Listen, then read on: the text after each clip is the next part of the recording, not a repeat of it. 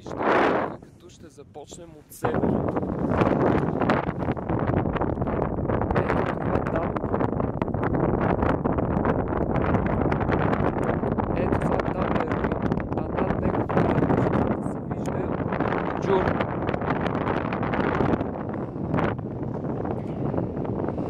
Продължава западна Стара планина към Кон. Стигаме до Витоша, и под него телевизионната Конинска планина.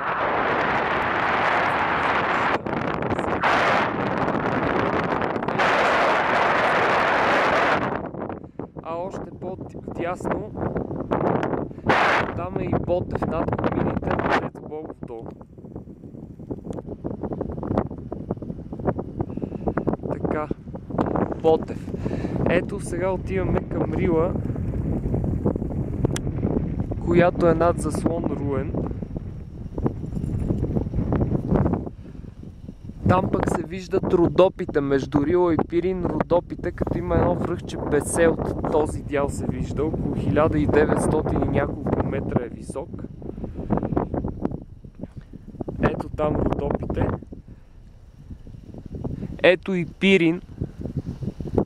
Пирамидата на Вихрен ясно се различава. Вдясно от Пирин, разбира се, Славянка.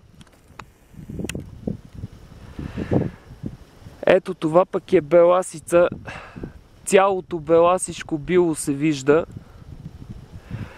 Минаваме вдясно от Беласица в идеална южна посока. Ето там. Сега ще се опитам да го покажа. Се вижда Олимп.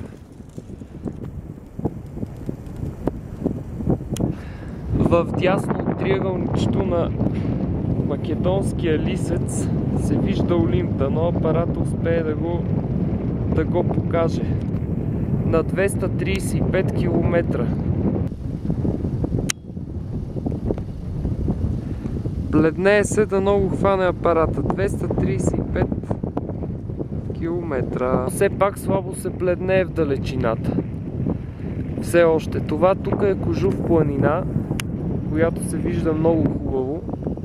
Вдясно от нея това е Ниче или Каймач Калан. Върхът най-високия дал име на планината, макар че е Ниче, разбира се. Ето това тук е Баба планина и Пелистер се вижда ясно на 170 км дистанция. Жалко, че апарата се мъчи с фокусирането. Ето го Пелистер. Вдясно от Пелистер на 200 км далечина, само дано да фокусира най-накрая, така.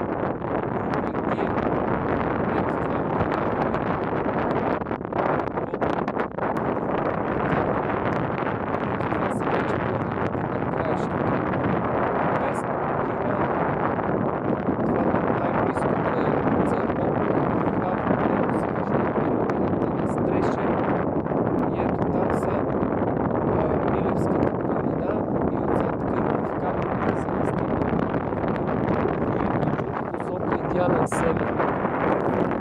Видимост при минус 10 градуса температура няма какво повече да се желае. Съжалявам само, че апарата ми губи така лесно фокуса и не можах сигурно да покажа всичко перфектно, но дано все пак се види. Особено Олимп много бих искал да се види, защото това е най-далечният обект от Руен на 235 км дистанция. Ето, в идеална южна посока, вдясно от пирамидата на Лисец, която е вляво на кадъра.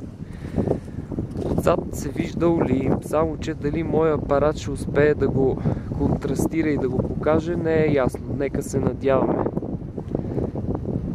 Доста е далечко, затова и така се вижда.